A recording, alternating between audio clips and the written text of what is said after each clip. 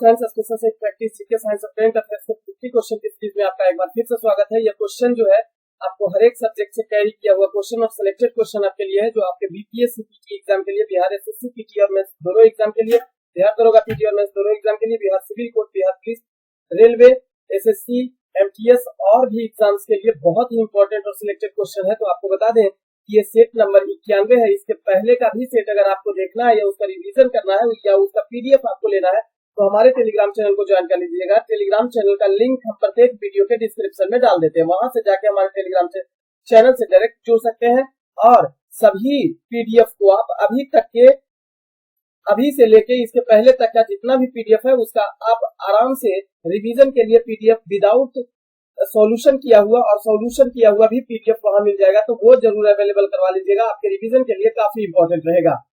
Friends, question शुरू करने से पहले आपको अगर इस यूट्यूब चैनल पर केसीसी के यूट्यूब चैनल पर नए हैं तो इसे सब्सक्राइब करिएगा। अगर ऐसा लगता है कि दूसरे स्टूडेंट के लिए भी यह वीडियो यूजफुल हो सकता है आगे के एग्जाम के लिए, तो आप इसे शेयर कीजिएगा, लाइक जरूर कीजिएगा। पहला क्वेश्चन देखते हैं। सूर्योदय और सूर्यास्त के समय वायुमंडल में लालिमा किस कारण से छा जाती है? तो होता क्या है, सबसे पहले इसका एनालिसिस देखेंगे। यह प्रकाश के प्रकीर्णन की घटना के कारण ऐसा संभव हो पाता है। ऐसा इसलिए कि हम जानते हैं कि जिस रंग का तरंग दैर्घ्य सबसे ज्यादा होता है उस रंग का विक्षेपण या बिखराव या फैलाव कहेंगे बहुत ही कम होता है, जिसके कारण से लाल रंग जो होता है उसका तरंग दैर्घ्य जो होता है वो सबसे ज्यादा होता है, जिसके कारण से उसका बिखराव कम होता है। अब उसका बिखराव कम होने के कारण वह डायरेक्ट पृथ्वी के सतहों तक पहुंच जाता है, जिसके कारण से हमें सूर्योदय के कुछ समय पहले और सूर्यास्त के कुछ समय बाद भी सूर्य लाल दिखाई देता है। तो प्रकाश के प्रकीर्णन घटना के कारण संभव हो पाता है। अब आपका एनालिसिस में दिया हुआ है, सेम चीज जो हम आपको बोले वो एनालिसिस में दिया हुआ है, तो आप इसको रिवीजन कर लेंगे, देख लेंगे। नेक्स्ट क्वेश्चन है, निम्नलिखित में से किस हिंदू शाही शासक ने स्वयं द्वारा प्रज्वलित चिता में कूदकर आत्मदाह कर लिया था? वो किया था जयपाल, शाही राजा जयपाल के द्वारा ऐसा काम किया गया था। अब ऐसा क्यों किया गया था, जरा इसकी कहानी पर ध्यान देते हैं। तो शाही राजा जयपाल जो था महमूद गजनबी जब 1000 ईसा पूर्व में भारत पर आक्रमण करता है, उस समय उसके पहले या 1000 ईस्वी में भारत के सीमावर्ती इलाकों को और किलों को जीत लेता है। जब दूसरा आक्रमण 1001 ईस्वी में होता है तो इस बार भी हिंदू शाही राजा जयपाल के विरुद्ध करता है और पेशावर में दोनों के बीच मुकाबला होता है। महमूद गजनबी और जयपाल के बीच पेशावर में दोनों के बीच मुकाबला यानी युद्ध होता है। इस युद्ध में महमूद गजनबी विजयी हो जाता है और जयपाल की हार हो जाती है।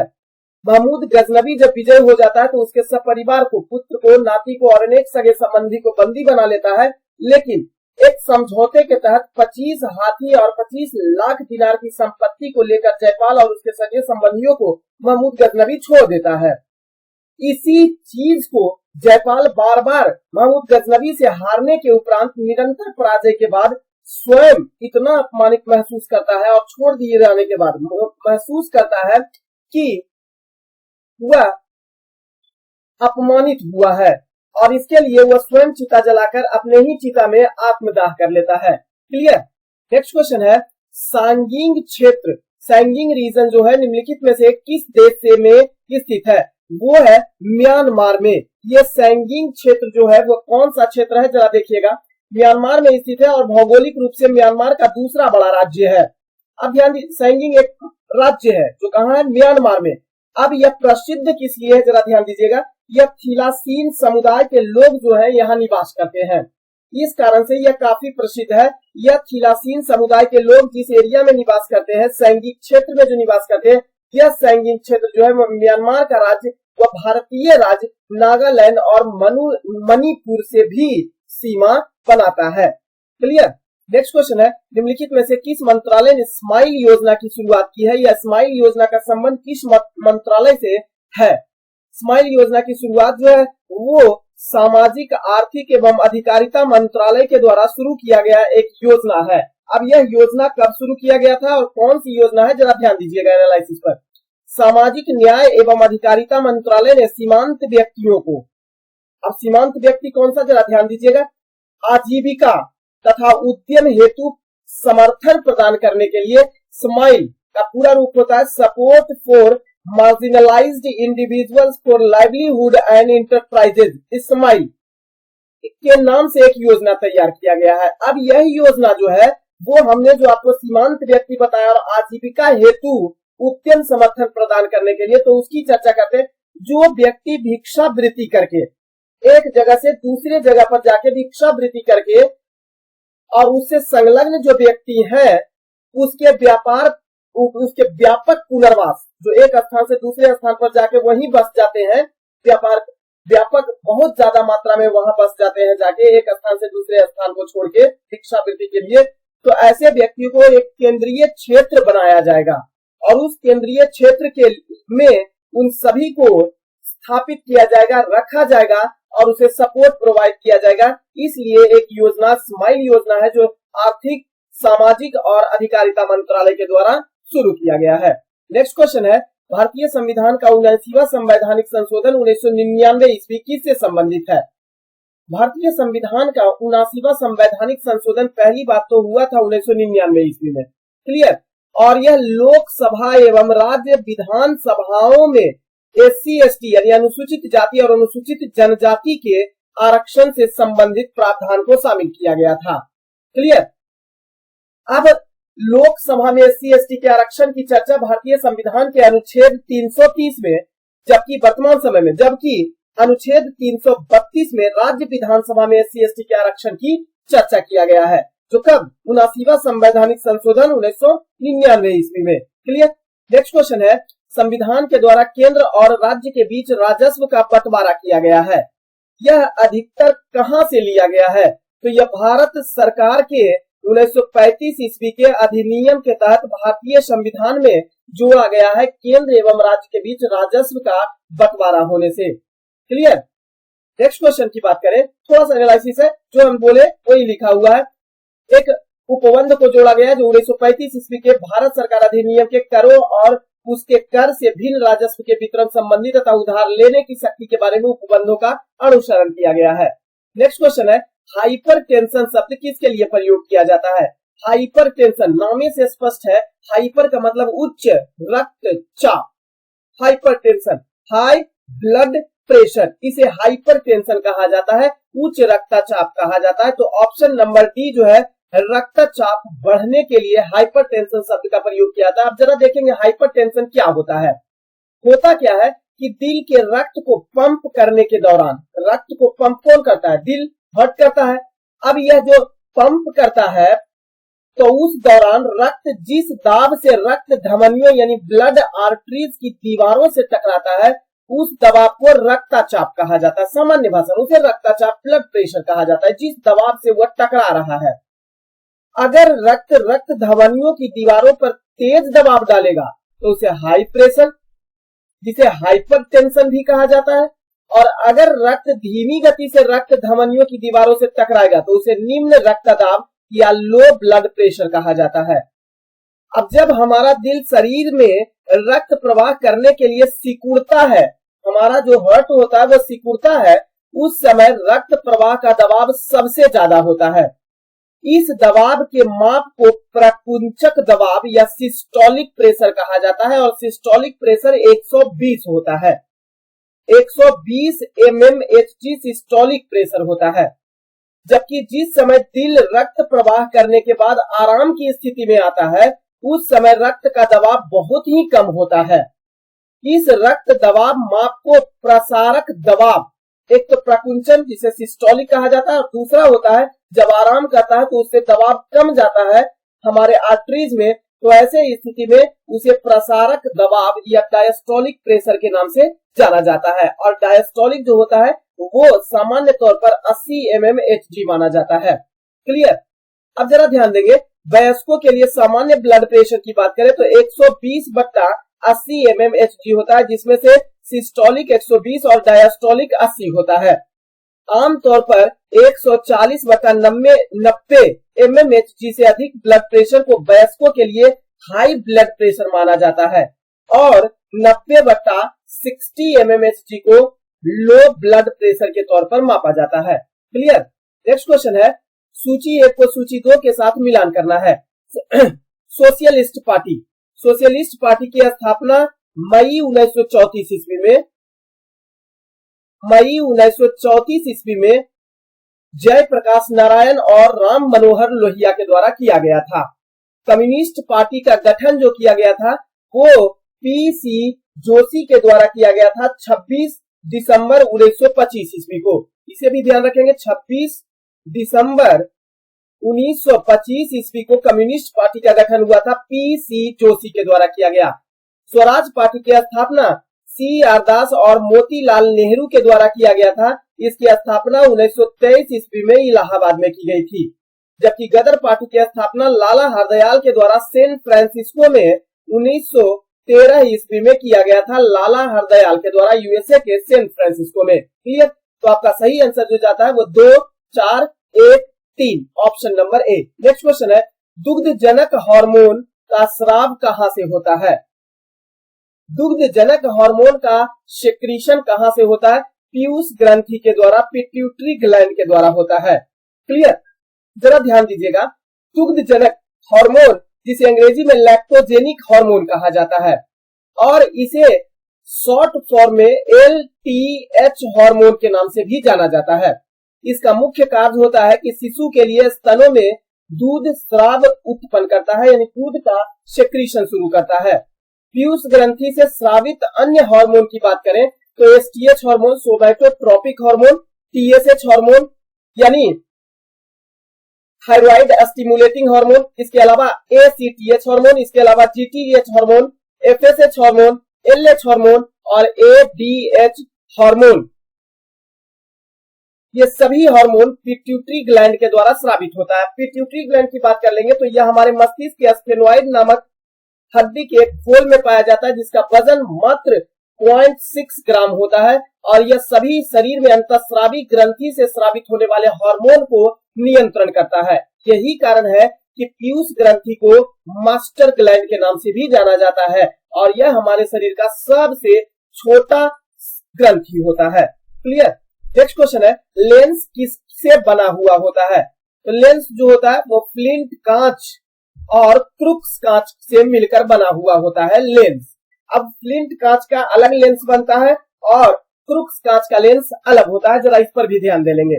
तो फ्लिंट कांच का प्रयोग कैमरा, दूरबीन के लेंस तथा विद्युत बल्ब बनाने में किया जाता है, यानी दूरबीन का लेंस बनाना है तो फ्लिंट कांच का प्रयोग किया जाता है। आपसे तो डायरेक्ट यहाँ पूछा था लेंस किसका बना होता है, तो फ्लिंट कांच का या क्रुक्स कांच का भी लेंस बना हुआ होता है, लेकिन अंतर ये होता है कि फ्लिंट कांच का प्रयोग जो होता है वो दूरबीन के लेंस बनाने में, जबकि क्रुक्स कांच के प्रयोग जो होता है वो धूप के चश्मा के लेंस बनाने में किया जाता है, क्रुक्स कांच का प्रयोग। क्लियर?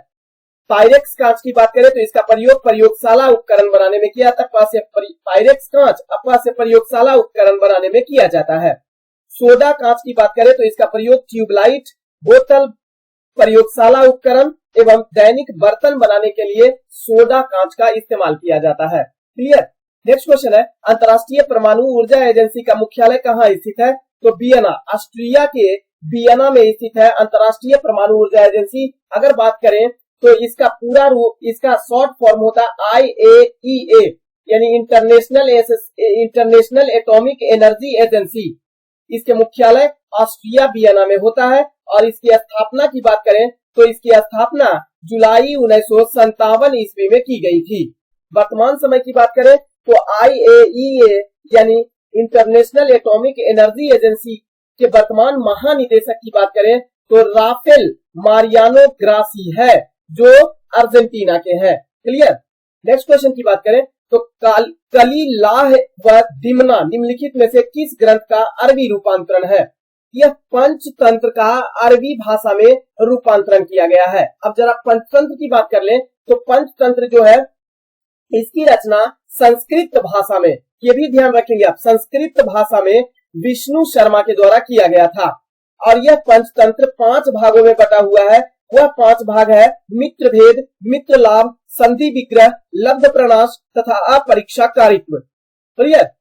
अगर बात करें पंचतंत्र का अरबी भाषा में रूपांतरण तो कलिलाह और दिमना ने किया था, लेकिन पंचतंत्र का फारसी भाषा में भी अनुवाद किया गया था अकबर के शासनकाल में, और फारसी भाषा में अनुवाद करने वाले इसके 2 विद्वान थे, एक अबुल फजल और दूसरा मौलाना हुसैन फैज थे। अबुल फजल जो फारसी भाषा में पंचतंत्र का रूपांतरण किया है वह अनवर ए सादात के नाम से किया है, जबकि दूसरे जो है अकबर के ही शासनकाल के मौलाना हुसैन फैज भी पंचतंत्र का फारसी भाषा में अनुवाद किया, लेकिन यह यार ए दानिश के नाम से किया था। तो अबुल फजल के द्वारा अनवर ए सादात के नाम से और मौलाना हुसैन फैज के द्वारा यार ए दानिश के नाम से फारसी भाषा में पंचतंत्र का अनुवाद अकबर के शासनकाल में किया गया था। नेक्स्ट क्वेश्चन है, ITCZ की गतिविधि मुख्यतः वर्षा की अवधि निर्धारित करती है किस क्षेत्र में? तो ITCZ है क्या, जरा इसको देखिएगा। वैसे यह भारत के क्षेत्र में वर्षा को निर्धारित करता है, मानसून को लाने में बहुत ही महत्वपूर्ण योगदान ITCZ का होता है। अब समझेंगे ITCZ क्या है। तो इंटर ट्रॉपिक कंजर्वेंस जोन होता है इसका पूरा रूप, अर्थात हिंदी में कहें तो अंतर उष्ण कटिबंधीय अभिसरण क्षेत्र। यह कम दबाव का क्षेत्र होता है, लो प्रेशर का एक एरिया होता है जो सामान्यतः भूमध्य रेखा के निकट पृथ्वी को घेरता है। जाहिर सी बात है कि भूमध्य रेखा के आसपास लो प्रेशर होता है और यहाँ पर टेम्परेचर हाई होता है। क्लियर? तो यह भूमध्य रेखा के निकट पृथ्वी को घेरता है, जहां उत्तरी और दक्षिणी गोलार्ध की व्यापारिक पवनें एक साथ आती है, यहीं पर भूमध्य रेखा के आसपास। ITCZ यानी इंटर ट्रॉपिक कंजर्वेंस जोन जो है के प्रभाव से भारत में मानसून प्राप्त होती है। अब जरा देखेंगे किस मौसम में मानसून प्राप्त होती है, यानी वर्षा होती है। मानसून वर्षा अंतर उष्ण कटिबंधीय मेखला के फिसलने पर निर्भर करता है। मानसूनी वर्षा, जो मानसूनी वर्षा होती है वो यही ITCZ के जो फिसलने पर निर्भर करता है कि जाड़े में यह दक्षिणी गोलार्ध में स्थित होता है ITCZ का क्षेत्र। क्लियर? जब दक्षिणी गोलार्ध में जाड़े के दिनों में तो वहां दक्षिणी गोलार्ध में जो भी देश होगा उसमें वर्षा होगा, लेकिन भारत तो उत्तरी गोलार्ध में है। क्लियर? तो जब ITCZ जो है वह भारत में प्रवेश यानी उत्तरी गोलार्ध में प्रवेश करता है। क्लियर? ITCZ जो होता है वो ग्रीष्म काल में ITCZ जो होता है वो उत्तरी गोलार्ध में प्रवेश कर जाता है, जिसके कारण से भारत में मानसूनी वर्षा प्रारंभ हो जाती है। क्लियर? और जब यह दक्षिणी गोलार्ध में स्थित होता है उसके परिणाम से भारत में वर्षा नहीं होती है, दक्षिणी गोलार्ध वाले देशों में वर्षा उस समय होती है। क्लियर? नेक्स्ट क्वेश्चन है, निम्नलिखित में से कौन सदन का सदस्य हुए बिना उसकी अध्यक्षता करता है? यानी उस सदन का वह सदस्य है भी नहीं लेकिन फिर भी वह उसकी अध्यक्षता करता है। भारत का उपराष्ट्रपति। भारत का उपराष्ट्रपति राज्यसभा का पदेन सभापति होता है। क्लियर? लेकिन राज्यसभा का यह सदस्य नहीं होता है। तो ऑप्शन नंबर ए बिल्कुल सही है। उपराष्ट्रपति की बात करें भारत का तो इसकी चर्चा अमेरिका के संविधान से भारतीय संविधान के वर्तमान समय अनुच्छेद 63 में उपराष्ट्रपति की चर्चा किया गया है। कहां से लिया गया? अमेरिका के संविधान से। जबकि अनुच्छेद 64 की बात करें तो उपराष्ट्रपति राज्यसभा के पदेन सभापति होते हैं। उपराष्ट्रपति राज्यसभा का सदस्य होता नहीं है, इसलिए उसे राज्यसभा में मतदान करने का अधिकार भी नहीं होता है। लेकिन अगर मत बराबरी का आ जाए किसी विधेयक पर तो ऐसे स्थिति में सभापति के रूप में वह निर्णायक मत देने का अधिकार रखता है। क्लियर? नेक्स्ट क्वेश्चन है, वस्तु विनिमय संव्यवहार का क्या अर्थ होता है? तो वस्तु विनिमय का मतलब होता है बार्टर सिस्टम, और यह बार्टर सिस्टम जो है वो सिंधु घाटी सभ्यता से ही भारत में चलता आ रहा है, ऐसा प्रमाणित हुआ है। तो वस्तु विनिमय यानी बार्टर सिस्टम मतलब होता है कोई अगर वस्तु को खरीदना है तो उसके बदले में एक वस्तु को देना होगा। यानी इसमें रुपया, पैसा, मुद्रा, तरलता, सोना, चांदी वैल्यू नहीं रखता है, बल्कि अगर आपको एक वस्तु खरीदना है तो उसके बदले में दूसरे वस्तु को देना होगा। तो इसे ही वस्तु विनिमय या बार्टर सिस्टम के नाम से भी जाना जाता है। तो ऑप्शन नंबर बी जो आपका है, वस्तुओं का विनिमय मतलब खरीद बिक्री वस्तुओं के साथ ही किया जाएगा, ऑप्शन नंबर सी। क्लियर? इसका अर्थ होता है लेन देन के लिए रुपए पैसों का के स्थान पर एक वस्तु दूसरी वस्तु से क्रय विक्रय करना होता है। क्लियर? मौद्रिक भुगतान इसमें किया ही नहीं जाता है और इसका सबसे पहला प्रमाण सिंधु घाटी सभ्यता से मिला है। नेक्स्ट क्वेश्चन है, वह ग्रंथि कौन सी है जो शरीर को ताप स्थायी बनाई रखती है? हाइपोथैलेमस जो होती है वह ग्रंथि होती है जो शरीर के ताप को नियमन करती है, टेम्परेचर को कंट्रोल करती है। जरा देखिएगा, तो हाइपोथैलेमस ग्रंथि, हाइपोथैलेमस ग्रंथि जो होता है वो पीयूष ग्रंथि का भी मास्टर का काम करता है, यानी पीयूष ग्रंथि तो हमारे बॉडी का मास्टर ग्लैंड है ही, लेकिन हाइपोथैलेमस को पीयूष ग्रंथि का भी मास्टर ग्लैंड कहा जाता है। मस्तिष्क का वह भाग जो तंत्रिका तंत्र एवं अंतःस्रावी तंत्र के प्रमुख संयोजन की भूमिका निभाता है, हाइपोथैलेमस ग्रंथि, और यह शरीर के तापमान, भूख और प्यास, लैंगिक आचरण तथा शरीर की सुरक्षा आदि का नियंत्रण हाइपोथैलेमस के द्वारा ही किया जाता है। पीनियल ग्रंथि की अगर बात करें, ऑप्शन नंबर ए में दिया हुआ है, जिसे पीनियल पिंड या एपीफिसिस सेरिब्री या इसी को एपीफिसिस या तीसरा नेत्र, थर्ड आई के नाम से भी जाना जाता है बॉडी का। क्वेश्चन आपसे पूछेगा कि हमारे बॉडी का थर्ड आई इनमें से किस ग्रंथि को कहा जाता है? इसे कहा जाता है पीनियल ग्रंथि को। अब थर्ड आई क्यों कहा जाता है? ये तो जानते हैं कि भगवान शंकर का तीसरा नेत्र भी है, तो मनुष्य में भी तीसरा नेत्र सभी इंसान में है, लेकिन जानता नहीं है। पीनियल ग्रंथि जो है वो तीसरा नेत्र का काम करता है। जब हमारा कोई भी बॉडी का एक्टिविटीज जो होता है वो जिस समय न काम करता है तो मनः स्थिति जिसे कहा जाता है, वो तीसरा नेत्र पीनियल ग्रंथि एक्टिव होता है। अब जिस समय हम सोए हुए हैं उस समय तो शरीर का कोई एक्टिविटी काम हृदय को छोड़ के और कोई नहीं कुछ कर रहा होता, तो ऐसे स्थिति में सोने के लिए यही पीनियल ग्रंथि स्वप्न के लिए, जो कई प्रकार के स्वप्न, भिन्न भिन्न प्रकार के स्वप्न देखते हैं, तो उस समय तो जागे हुए नहीं रहते हैं, लेकिन हकीकत सा सब कुछ लगता है, तो वह पीनियल ग्रंथि के कारण ही लगता है। यही कारण है कि पीनियल ग्रंथि को बॉडी का थर्ड आई, तीसरा नेत्र भी कहा जाता है। क्लियर? क्योंकि यह सोने के समय एक्टिव होता है, जगाने की प्रवृत्ति लाता है, यह स्वप्न को देखता है, स्वप्न में विभिन्न प्रकार के एक्टिविटी को कैप्चर करता है। क्लियर? यही कारण है कि इसे तीसरा नेत्र कहा जाता है। होता क्या है कि यह मस्तिष्क में स्थित एक छोटी सी अंतःस्रावी ग्रंथि ही है पीनियल ग्रंथि। यह सेरोटोनिन के उत्पत्ति के लिए मेलेटोनिन पैदा करता है, और यही मेलेटोनिन जो होता है वो जागने, सोने और सोने के दौरान स्वप्न के लिए एक्टिव होता है, तथा मौसम की गतिविधि का पूर्वानुमान लगाने का भी काम पीनियल ग्रंथि करता है। क्लियर? नेक्स्ट ऑप्शन पर ध्यान देंगे तो आबटू ग्रंथि यानी थायराइड ग्लैंड जिसे कहा जाता है, यह मानव शरीर में पाई जाने वाली सबसे बड़ी अंतःस्रावी ग्रंथि के रूप में माना जाता है। क्लियर? थायराइड ग्रंथि। नेक्स्ट क्वेश्चन है, भ्रष्टाचार बोध सूचकांक यानी करप्शन परसेप्शन इंडेक्स को किसके द्वारा मापा जाता है? इसका आंसर तो मिल गया, हाइपोथैलेमस। भ्रष्टाचार बोध सूचकांक यानी करप्शन परसेप्शन इंडेक्स को किसके द्वारा जारी किया जाता है? तो ट्रांसपेरेंसी इंटरनेशनल के द्वारा इसे जारी किया जाता है। जरा समझेंगे ये ट्रांसपेरेंसी इंटरनेशनल क्या है। ट्रांसपेरेंसी इंटरनेशनल जो है वो एक अंतरराष्ट्रीय गैर सरकारी संगठन है जिसकी स्थापना 1993 ईस्वी में किया गया था, और ध्यान दीजिएगा इसका स्थापना बर्लिन में किया गया था, जर्मनी में किया गया था। और इसका प्राथमिक उद्देश्य की बात करें ट्रांसपेरेंसी इंटरनेशनल का, तो यह नागरिक उपायों के माध्यम से वैश्विक भ्रष्टाचार का मुकाबला करता है तथा भ्रष्टाचार के कारण होने वाले आपराधिक गतिविधि को भी रोकने का काम करता है। यह ट्रांसपेरेंसी इंटरनेशनल जो होता है इसके प्रकाशन के तहत दो प्रकार के सूचना जारी किया जाता है, सूचकांक जारी किया जाता है। एक वैश्विक भ्रष्टाचार बैरोमीटर और दूसरा होता है भ्रष्टाचार बोध सूचकांक जारी किया जाता है। क्लियर? तो ये दोनों प्रकार का प्रकाशन यानी सूचकांक जो होता है वो जारी करता है transparency international. Clear? Next question है, निम्नलिखित में से कौन सी समिति बैंकिंग क्षेत्र में सुधार से संबंधित है?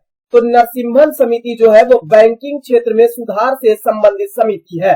अब जरा देखिएगा, नरसिम्हन समिति जो है बैंकिंग सुधार या वित्तीय क्षेत्र में सुधार के दृष्टिकोण से 1991 ईस्वी में नरसिम्हन की अध्यक्षता में इस समिति का गठन किया गया था, जिसने अपनी संस्तुति को दिसंबर 1991 ईस्वी में प्रस्तुत किया। जून 1991 ईस्वी में नरसिम्हन समिति स्थापित किया गया, लेकिन अपनी संस्तुतियों को दिसंबर 1991 ईस्वी में प्रस्तुत किया गया था। तो ये बैंकिंग सुधार या वित्तीय सुधार से है। दूसरा है केलकर समिति, ऑप्शन नंबर डी में।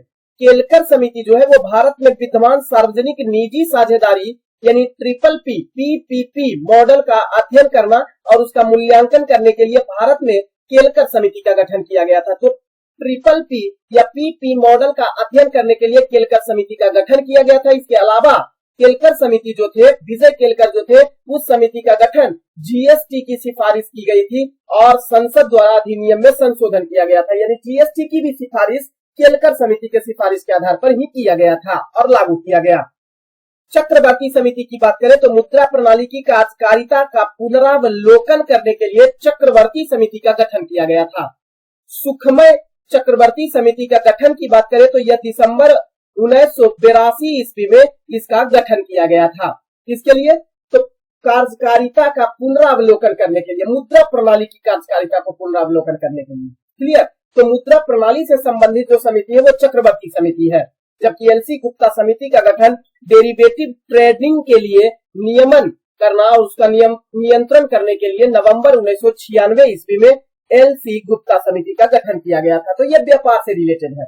नेक्स्ट क्वेश्चन है, मध्यकालीन भारत के उस संत कवि का नाम बताना है जिसने निपक्ष के मार्ग का अनुमोदन किया था। दादू दयाल। दादू दयाल जो थे, इन्होंने निपक्ष के मार्ग का प्रतिपादन किया था। जरा समझेंगे कि दादू दयाल का जन्म जो हुआ था वो 1544 ईस्वी में और इनकी मृत्यु 1603 ईस्वी में हुआ था। इनका जन्म अहमदाबाद में हुआ था और इसका संबंध जो है, ध्यान दीजिएगा, दादू दयाल का संबंध जो है वह किस जाति से है। क्वेश्चन आपसे ये भी रहता है। तो दादू दयाल का संबंध जो है वो धुनिया जाति से था। सांभर में आकर इन्होंने ब्रह्म संप्रदाय की स्थापना की और साथ ही निपक्ष नामक आंदोलन की शुरुआत किया था। इसके शिष्य जो थे वो सुंदर दास इनके शिष्य के रूप में जाने जाते हैं। कबीर की बात करें ऑप्शन नंबर बी में तो 1440 ईस्वी में इनका जन्म हुआ था, लेकिन विवादास्पद है इनका जन्म। 1440 ईस्वी में इनका जन्म हुआ था वाराणसी के लहर तारा नामक स्थान में, जबकि 1510 ईस्वी में इनकी मृत्यु मगहर में हुई थी। और यह जो थे कबीर जो थे वो निर्गुण, निर्गुण का मतलब होता है भगवान की निरंकार पूजा करने वाले, निरंकार रूप की पूजा जो करते थे भगवान की, उसे निर्गुण संप्रदाय के लोग कहे जाते थे। तो कबीर निर्गुण भक्ति से जुड़े हुए भक्ति कवि थे। इनके अनुयायी जो थे वो कबीर पंथी कहलाते हैं।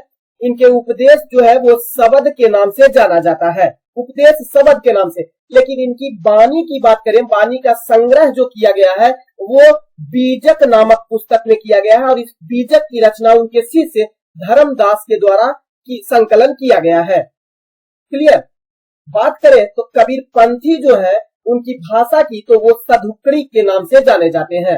रैदास की बात करें तो ये बनारस के चमार जाति के थे या रामानंद के शिष्य थे तथा रैदासी संप्रदाय की स्थापना रैदास के द्वारा किया गया।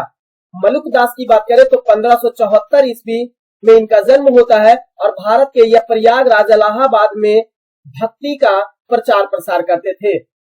भक्ति आंदोलन के एक धार्मिक कवि के रूप में माना जाता है, यानी कवि कविता सुनाकर यह भक्ति आंदोलन का प्रचार प्रसार करते थे। इनकी दो रचनाएं सबसे ज्यादा प्रसिद्ध है, रत्न खां और ज्ञान बोध, दोनों मलुकदास के द्वारा लिखित रचनाएं हैं जो कविता के रूप में संग्रह है। नेक्स्ट क्वेश्चन है, फ्लाई ऐश वातावरण के प्रदूषक है जो किसके द्वारा उत्पन्न होता है।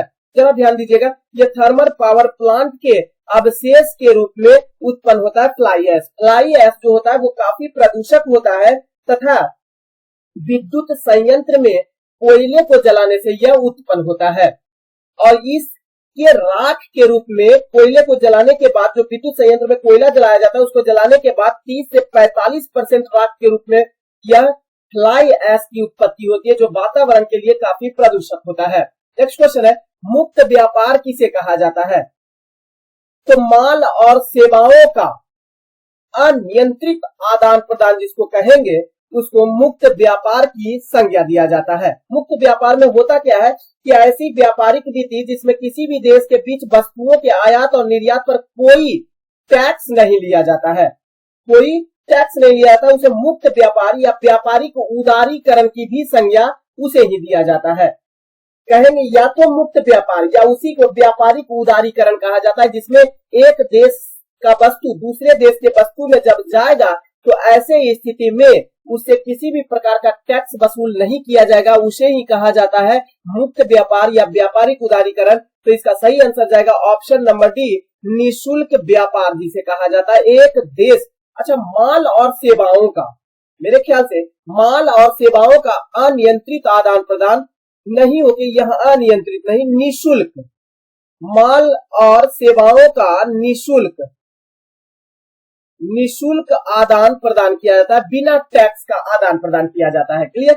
नेक्स्ट क्वेश्चन है सल्फ्यूरिक अम्ल, जरा उसमें ध्यान दीजिएगा। मुक्त व्यापार जो है वो संरक्षणवाद के विपरीत माना जाता है और एक रक्षात्मक व्यापार नीति भी इसे कहा जाता है जो विदेशी प्रतिस्पर्धा को समाप्त करती है। इस संधि में दो देशों में उत्पादन लागत बाकी के देशों की तुलना में काफी सस्ती होती है, अतः यह कारोबार सभी प्रतिबंध को हटा देती है। क्लियर। तो बिना प्रतिबंध वाला जो माल और सेवा का व्यापार किया जाता है एक देश से दूसरे देश के बीच, उसे ही मुक्त व्यापार या व्यापारिक उदारीकरण कहा जाता है। सल्फ्यूरिक एसिड क्या होता है? एक क्षारकी होता है, द्विक्षारकी होता है, त्रिक्षारकी होता है या चतुर्थक्षारकी होता है? अब देखिएगा, जरा ध्यान देंगे, कोई भी पदार्थ जो दो हाइड्रोजन या फिर दो हाइड्रोजन या प्रोटॉन दान कर सकता है, कोई भी पदार्थ हो जो हाइड्रोजन को या प्रोटॉन को दान करेगा उसे द्विक्षारकी कहेंगे। अब दो हाइड्रोजन को दान कर रहा है तो द्विक्षारकी कहेंगे, अगर तीन हाइड्रोजन को दान कर रहा है तो इसे त्रिक्षारकी कहेंगे, अब चार हाइड्रोजन को दान कर रहा है तो इसे चतुर्थक्षारकी कहेंगे। सल्फ्यूरिक एसिड दो हाइड्रोजन परमाणु देता है, इसलिए इसे द्विक्षारकी अम्ल कहा जाता है। द्विक्षारकी अम्ल को द्विप्रोटीन अम्ल, ये भी आप याद रखेंगे, द्विक्षारकी को दो द्विप्रोटीन अम्ल के रूप में भी दो प्रोटॉन अम्ल, द्विप्रोटॉन अम्ल के नाम से भी जाना जाता है। जैसे देखेंगे H2SO4 सल्फ्यूरिक एसिड होता है। सल्फ्यूरिक एसिड को आप जानते हैं कि मेटलिंग एसिड भी कहा जाता है और वाइल ऑफ विट्रियोल के नाम से भी इसे ही जाना जाता है। तो H2SO4 जब टूटता है तो 2H और SO4 पर -2 इस रूप में टूटता है। तो ध्यान दीजिएगा, यह दो हाइड्रोजन को क्या कर रहा है? प्रदान कर रहा है, दे रहा है, तो इसे द्विक्षारकी कहेंगे। आमतौर पर आप समझेंगे H2SO4 जो है इसमें हाइड्रोजन दो मिला हुआ है तो द्विक्षारकी, जिसमें तीन मिला हुआ रहेगा त्रिक्षारकी हो जाएगा। हाइड्रोजन की संख्या जितना रहेगा वह उतना ही क्षारकी कहलाएगा। क्लियर। बड़े पैमाने पर अगर आपको H2SO4 का निर्माण करना है तो ऐसे स्थिति में संपर्क विधि का प्रयोग किया जाता है। नेक्स्ट क्वेश्चन है धीरज, तो आपका सही आंसर जो जाएगा वो द्विक्षारकी H2SO4 होता है। नेक्स्ट क्वेश्चन है धीरज नारायण को हटाकर सीताब राय को कंपनी द्वारा बिहार का नायब दीवान कब बनाया गया था? तो जरा ध्यान दीजिएगा, बात है सन 1767 ईस्वी की, ऑप्शन नंबर बी। बात करेंगे बिहार के महत्वपूर्ण उप प्रांतपतियों में राजा राम नारायण और सीताब राय प्रमुख थे। अंग्रेज मिडल्टन द्वारा धीरज नारायण और सीताब राय को प्रशासन मंडली का सदस्य नियुक्त किया गया। 1767 ईस्वी में बिहार में नायाब दीवान का पद धीरज नारायण को हटा दिया गया और उसके स्थान पर सीताब राय को यह पद प्रदान किया गया था। तो सन 1767 ईस्वी की बात है, किसके द्वारा? अंग्रेज गवर्नर मिडल्टन के द्वारा ऐसा किया गया था। क्लियर। नेक्स्ट क्वेश्चन है 1857 ईस्वी की विद्रोह के समय जगदीशपुर में विद्रोहियों का नेतृत्व किसके द्वारा प्रदान किया गया था? तो जगदीशपुर में बाबू कुंवर सिंह के द्वारा प्रदान किया गया था, जगदीशपुर में, आरा के क्षेत्र में। चलिए देखते हैं कि विभिन्न क्षेत्र जो था, केंद्र जो था 1857 ईस्वी के विद्रोह का, और भारतीय नायक कौन थे तथा उसको दबाने वाला ब्रिटिश नायक कौन था, इसको जरा ध्यान दीजिएगा। तो 1857 ईस्वी का विद्रोह का केंद्र जब दिल्ली में रहा तो दिल्ली में भारतीय नायक बहादुर शाह जफर तो शासक ही था और बख्त खां तो प्रमुख नेता के रूप में बख्त खां और बहादुर शाह जफर भारतीय नायक थे। दिल्ली में 1857 के विद्रोह का नेतृत्व करता, जबकि इसको दबाने वाला निकलसन एवं हडसन था।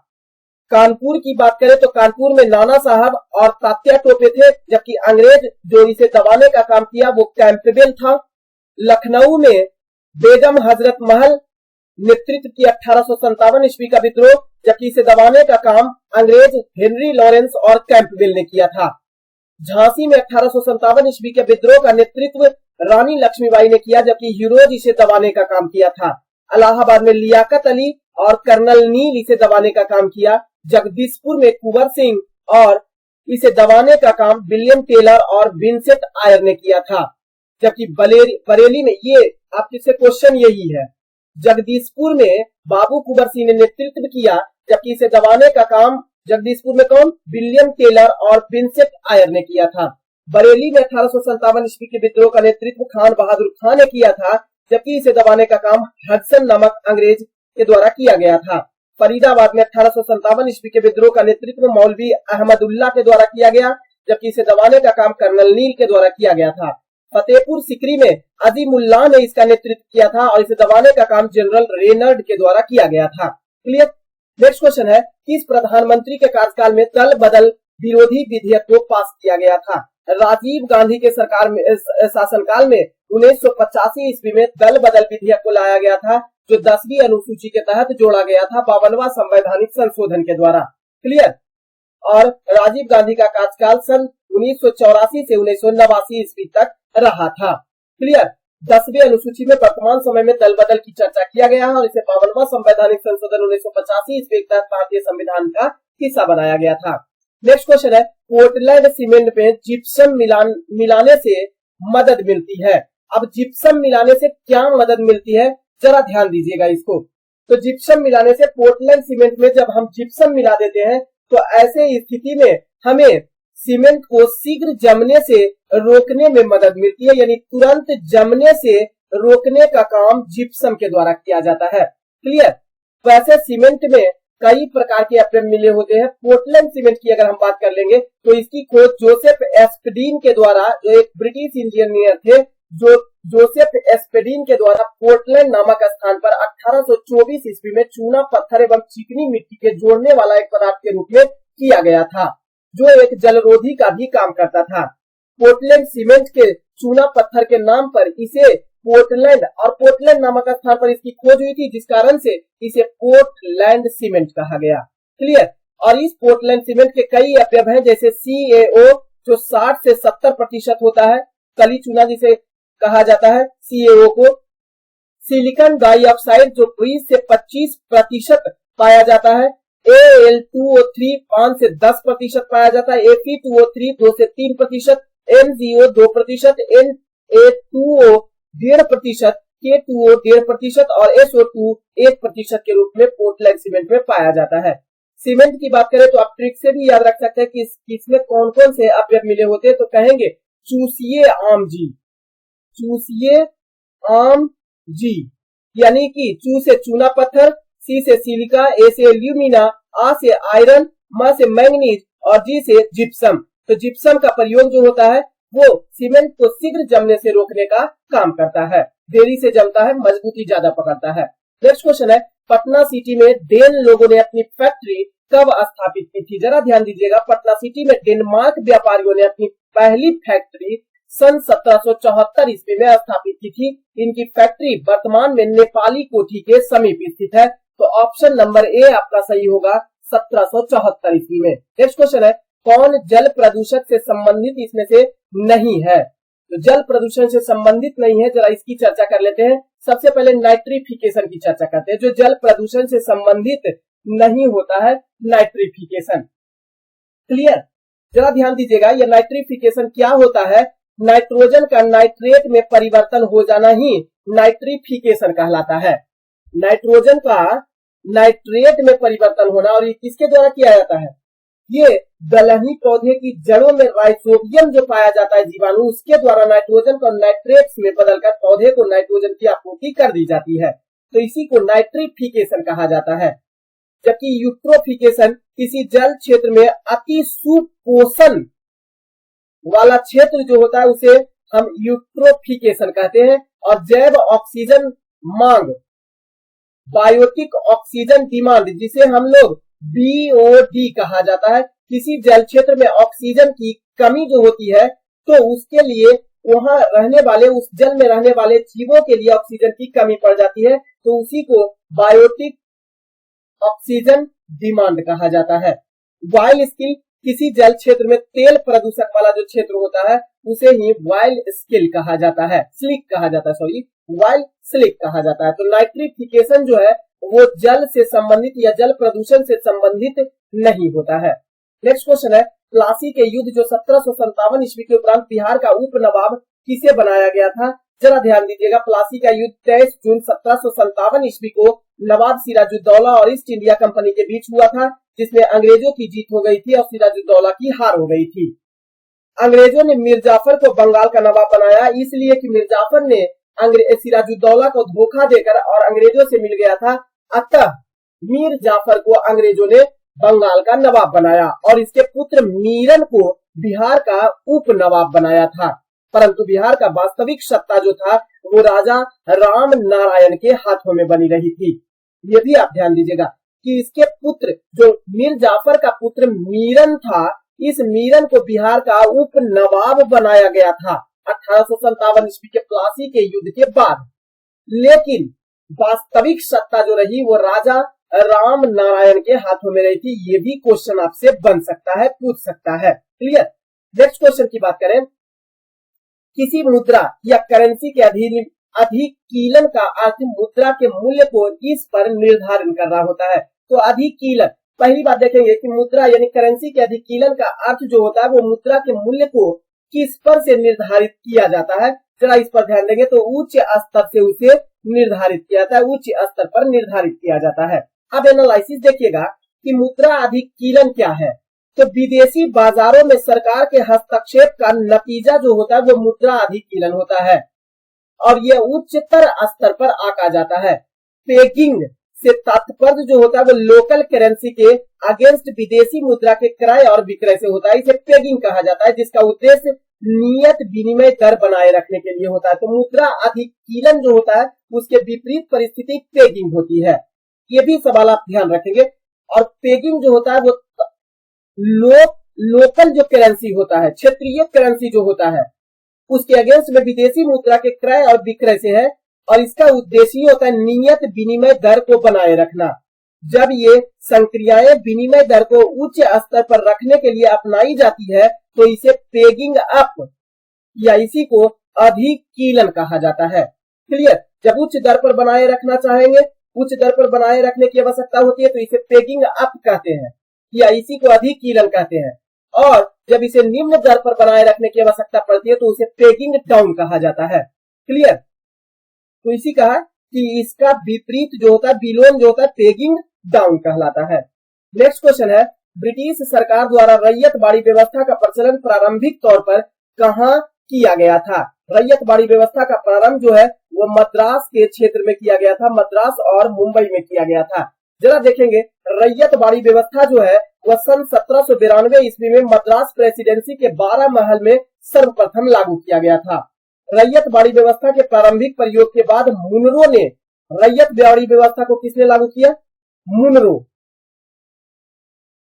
तो मुनरो ने 1820 ईस्वी में संपूर्ण मद्रास के 51% भूभाग पर रैयतबाड़ी व्यवस्था को लागू किया। हालांकि इसकी शुरुआत मद्रास में 1792 ईस्वी में किया गया, लेकिन पूरे मद्रास में कुल भूभाग का 51% भूभाग पर मुनरो के द्वारा 1820 ईस्वी में लागू किया गया था। क्लियर। तो रैयतबाड़ी व्यवस्था आप याद रखेंगे 1792 ईस्वी में मद्रास प्रेसिडेंसी के 12 महल जिले में सर्वप्रथम लागू किया गया था। क्लियर। लेकिन संपूर्ण मद्रास में 1820 ईस्वी में मुनरो के द्वारा 51% भूभाग पर। अब महालबाड़ी व्यवस्था देखेंगे, इसी से रिलेटेड है। किसान और ईस्ट इंडिया कंपनी के बीच जो खेतीबाड़ी होता था, तो खेतीहर किसान और ईस्ट इंडिया कंपनी के बीच संबंध स्थापित करने के लिए रैयतबाड़ी व्यवस्था, महालबाड़ी व्यवस्था और अस्थायी व्यवस्था को लागू किया गया। महालबाड़ी व्यवस्था क्या था? तो ईस्ट इंडिया कंपनी जो लॉर्ड विलियम बेंटिंग के द्वारा 1833 ईस्वी में उत्तर प्रदेश, पंजाब, मध्य प्रदेश में लागू की गई भू राजस्व की एक प्रणाली थी और यह भू राजस्व भारत के कुल 30% भूभाग पर लागू किया गया था। महालबाड़ी बंदोबस्त किसके द्वारा? Lord William Bentinck. कब? 1833 ईस्वी में। कितने प्रतिशत भूभाग पर? 30% भूभाग पर। स्थायी बंदोबस्त की बात करें तो इसे जमींदारी व्यवस्था या इसे ही इस्तमरारी व्यवस्था के नाम से भी जाना जाता है। सन 1793 ईस्वी में लॉर्ड कॉर्नवालिस ने बंगाल, बिहार, उड़ीसा, यूपी के बनारस प्रखंड तथा उत्तरी कर्नाटक में लागू किया था अस्थायी बंदोबस्त को। इस व्यवस्था के अंतर्गत ब्रिटिश भारत के कुल क्षेत्र का 19% भूभाग पर लागू किया गया था। तो तीनों इंपॉर्टेंट है। रैयतबाड़ी व्यवस्था कितने प्रतिशत? 51% भूभाग पर। महालबाड़ी व्यवस्था 30% भूभाग पर। स्थायी व्यवस्था या इस्तमरारी व्यवस्था या जमींदारी व्यवस्था लॉर्ड कॉर्नवालिस के द्वारा 1793 ईस्वी में 19% भूभाग पर लागू किया गया था। क्लियर है। नेक्स्ट क्वेश्चन, संविधान के किस अनुच्छेद ने राष्ट्रपति को सरकार से सूचना प्राप्त करने का अधिकार प्रदान किया है? बड़ा इंपॉर्टेंट क्वेश्चन है। अनुच्छेद 78 का बी उपबंध जो है राष्ट्रपति को सरकार से सूचना प्राप्त करने का अधिकार प्रदान करता है। जरा देखेंगे अनुच्छेद 78 में 78 में राष्ट्रपति को जानकारी देने के संबंध में प्रधानमंत्री के कर्तव्य का उल्लेख किया गया है। यदि प्रधानमंत्री को जानकारी देंगे नीति सभी प्रकार के राजनीतिक व्यवस्था के बारे में, इसकी चर्चा अनुच्छेद 78 में किया गया है। जबकि 78 के 1 के अनुसार प्रधानमंत्री संघ के कार्यकलाप के प्रशासन संबंधी और विधान विषयक प्रस्थापनाओं संबंधी मंत्री परिषद यानी सरकार के सभी विनिश्चयन राष्ट्रपति को संसूचित करेंगे। कहने का मतलब यह है कि राष्ट्रपति और मंत्री परिषद, क्योंकि राष्ट्रपति को सलाह एवं सलाह करने के लिए, सलाह देने के लिए, शासन चलाने के लिए एक सलाहकार समिति होता है, उसे मंत्री परिषद कहा जाता है। क्लियर। और यह मंत्री परिषद और राष्ट्रपति के बीच जो संवाद का काम करता है वह होता है प्रधानमंत्री का पद। तो राष्ट्रपति और मंत्री परिषद के बीच जो कार्य होता है, मंत्री परिषद का क्रियाकलाप होता है प्रशासन संबंधी, उसी को राष्ट्रपति तक पहुंचाने का काम जो करता है प्रधानमंत्री करता है, जिसकी चर्चा भारतीय संविधान के अनुच्छेद 78 में किया गया है। क्लियर। जबकि 78 का बी जो है वो उसके अनुसार संघ के कार्यकलाप के प्रशासन संबंधी एवं विधान विषयक प्रस्थापनाओं संबंधी जो जानकारी राष्ट्रपति को मांगे तो उसे प्रधानमंत्री देगा। इसकी चर्चा 78 के बी के तहत किया गया है। आपसे क्वेश्चन है, संविधान के किस अनुच्छेद में राष्ट्रपति को सरकार से सूचना प्राप्त करने का अधिकार प्रदान करता है? तो सूचना प्राप्त करने का अधिकार जो प्रदान करता है वो है 78 अनुच्छेद में, अनुच्छेद 78 में। लेकिन अगर संघ का कार्यकलाप की बात करेगा प्रशासन संबंधी का, तो अनुच्छेद 78 का बी। और अगर यही बात अगर पूछता है कि संघ के कार्यकलाप के संबंधित विभिन्न प्रकार के विधान विषय प्रस्थापनों का, तो वो हो जाएगा अनुच्छेड 78 का ए। क्लियर। नेक्स्ट क्वेश्चन है, विश्व व्यापार संगठन की स्थापना हुई थी। WTO की स्थापना 1 जनवरी 1995 ईस्वी को की गई थी। क्लियर। अब यह विश्व व्यापार संगठन WTO किसके स्थान पर आया? पहले यह WTO के नाम से नहीं जाना जाता था। इसकी स्थापना तो 1 जनवरी 1995 ईस्वी को किया गया और यह जो स्थान लिया है वह गैट का स्थान लिया है, यानी general agreement on tariffs and trade, जिसका पूरा रूप होता है। इसकी स्थापना 30 अक्टूबर 1947 ईस्वी को की गई थी। इसी गैट का स्थान WTO ने 1 जनवरी 1995 ईस्वी को ले लिया। गैट का मुख्यालय जो है वो WTO का मुख्यालय जो है वो जिनेवा यानी स्विट्जरलैंड में स्थित है और इसका पहला मंत्री स्तरीय सम्मेलन सिंगापुर में दिसंबर 1996 ईस्वी में हुआ था। वर्तमान समय में WTO के सदस्य देश जो है वो 164 है और सबसे नवीनतम देश अफगानिस्तान है। WTO के वर्तमान अध्यक्ष नागोजी ओकोंजो-इवाला है। नेक्स्ट क्वेश्चन है, पुराने बिहार की कितनी प्रतिशत जमीन लेकर झारखंड राज्य को बनाया गया था? तो 45.85% जमीन ले लिया गया बिहार से और झारखंड राज्य का गठन 15 नवंबर सन 2000 को किया गया था। क्लियर। नेक्स्ट क्वेश्चन है, किस भौमिकीय क्रम का निर्माण प्राचीनतम अवसादी शैलों से हुआ है?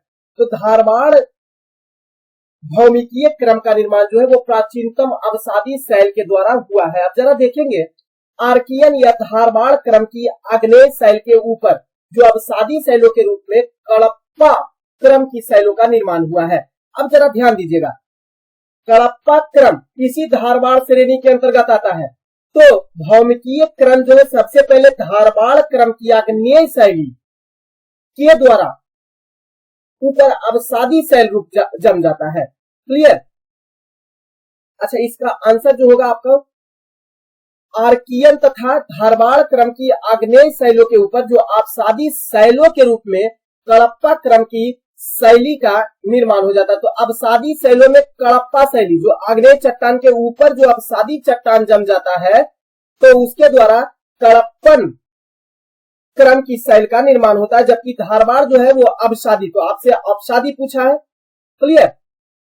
आपसे अवसादी पूछा है तो अवसादी वाला में आंसर आपका धारवाड़ आ जाएगा, क्योंकि सबसे पहले धारवाड़ उसके बाद कड़प्पन।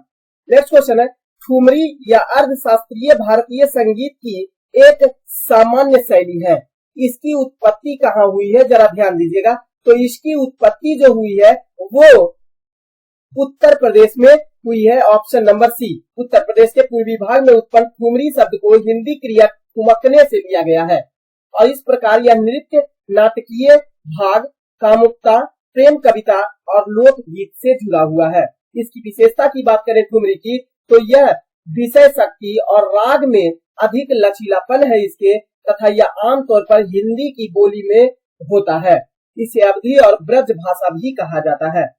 नेक्स्ट क्वेश्चन है, केंद्रीय अप्रत्यक्ष कर सीमा शुल्क बोर्ड का चेयरमैन किन्हें नियुक्त किया गया है? तो वर्तमान समय में विवेक जौहरी को केंद्रीय प्रत्यक्ष कर और सीमा शुल्क बोर्ड का चेयरमैन नियुक्त किया गया है, वर्तमान समय के हैं।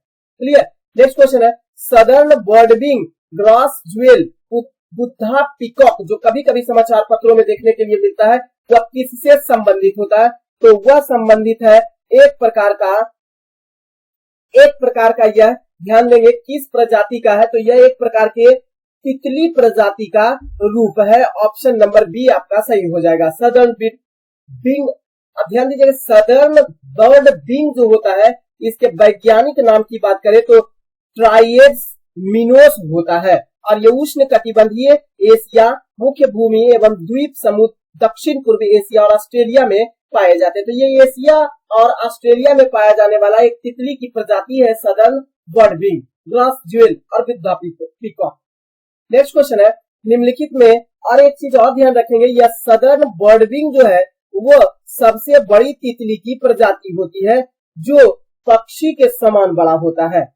नेक्स्ट क्वेश्चन है, निम्नलिखित जोड़ों में से कौन सा जोड़ा जो है वो आपका गलत मिलान किया हुआ है? कौन सा जोड़ा गलत मिलान किया हुआ है? तो स्टैक समुद्री तरंगों के अपर्दन से निर्मित होता है, बिल्कुल सही है। वाल्सन एक मरुस्थलीय बेसिन होता है, ये भी सही है। वाल्सन अपदलन रासायनिक अपर्दन से संबंधित एक प्रक्रिया होता है, इसको हम पहले भी बता चुके हैं अपदलन के बारे में। चट्टानों के खिसकने की प्रक्रिया, टूटने की क्रिया अपदलन के नाम से जाना जाता है। यह अपदलन यानी एक्सफोलिएशन जो होता है वो एक ऐसी प्रक्रिया है जिसमें टूटी चट्टान की वक्रीय दरारें दबाव को कम करने के कारण दृश्यांश पैमाने से अलग हो जाती है। तापमान में व्यापक दैनिक विभिन्नता, विशेष रूप से रेगिस्तान में उच्चारित जो होता है वो अपदलन के लिए उत्तरदायी होता है। यह रेगिस्तान में ज्यादा देखने के लिए मिलता है कि जब चट्टान टूटता है तो बकरिये चादरें जो टेढ़ी मेढ़ी जो चादरें इस पर जम जाती है उसके दबाव को कम करने के कारण यह अलग हो जाती है। तो हमने कहा था कि चट्टान को टूटने की प्रक्रिया जो होती है वो अपदलन कहलाती है। यह रासायनिक अपदलन से संबंधित प्रक्रिया नहीं होता है। क्लियर। तो यही आपका सही आंसर हो जाएगा। बाकी तालुस पर्वत पदीय क्षेत्र में कंकड़ पत्थर के निक्षेप है, ये बिल्कुल सही है। नेक्स्ट क्वेश्चन है, राज्यसभा के अधिकतर सदस्य चुने जाते हैं, कहां से चुने जाते हैं? तो राज्यसभा के अधिकतर सदस्य जो है वो राज्य के विधान सभाओं के द्वारा चुने जाते हैं। Option number A. राज्यसभा की चर्चा करें तो भारतीय संविधान का अनुच्छेद 80 राज्यसभा के बारे में चर्चा करता है। इसके अधिकतम सदस्य की संख्या जो है वो 250 निर्धारित की गई है, लेकिन वर्तमान समय में इसके सदस्य संख्या 245 है। 245 सदस्य में से 12 सदस्य को राष्ट्रपति के द्वारा विभिन्न सेवा क्षेत्र से मनोनयन प्राप्त होता है, जबकि शेष 243 सदस्यों में से अधिकतर सदस्य को राज्य की विधानसभाओं द्वारा चुन लिया जाता है, जिसकी चर्चा भारतीय संविधान के अनुसूची 4 में किया गया है। नेक्स्ट क्वेश्चन है, नुआखाई त्योहार किस प्रदेश में मनाया जाता है? तो नुआखाई त्योहार जो है वो उड़ीसा के क्षेत्र में मनाया जाने वाला एक त्योहार होता है और यह गणेश चतुर्दशी उत्सव के एक दिन बाद विशेष रूप से पश्चिमी भागों में उड़ीसा के मनाया जाता है। और यह नुआखाई एक तरह का कृषि पर्व के रूप में मनाया जाने वाला पर्व होता है, जिसमें पैदा होने वाली नई फसल, जिसमें खास करके धान का स्वागत बड़े उत्साह के साथ किया जाता है, पर्व के रूप में किया जाता है। नेक्स्ट क्वेश्चन है, मदिरा एवं अन्य मादक द्रव्यों के प्रयोग पर निषेध लगाने वाला मुगल सम्राट इसमें से कौन सा था?